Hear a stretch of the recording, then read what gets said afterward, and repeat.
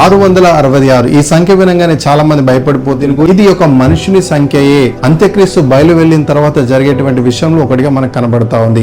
అయితే ఈ ముద్ర గురించి మనం గమనిస్తున్నప్పుడు ఈ 666 ముద్ర ఏదైతే ఉందో కేవలం కుడి చేతి మీద లేకపోతే నొసటి మీద దీన్ని వేసుకోవాలనేటువంటి బలవంతం కలుగుతుంది అనేటువంటి విషయాలు మనం గమనించాలి. ఎవరైతే ముద్ర వేసుకుంటారో వాళ్ళు మాత్రమే క్రయ విక్రయాలు జరిపించడానికి, ఎవరైతే ముద్ర వేసుకోవాలో వాళ్ళు హతసాక్షులుగా కూడా చంపబడతారు, అనేకమైనటువంటి శ్రమలు పెట్టబడతారు అనేటువంటి విషయాలు మనం గమనించి ఇందులో జ్ఞానము కలదు అనేటువంటి లేఖన భాగాలు మనకు కనబడతాయి. చాలా మంది ఇది ఒక మైక్రో చిప్ లేకపోతే ఈ రోజుల్లో QR కోడ్ లాంటి ఒక స్కానర్స్ వస్తూ ఉన్నాయి, మనం ఏది కొనాలన్నా కూడా.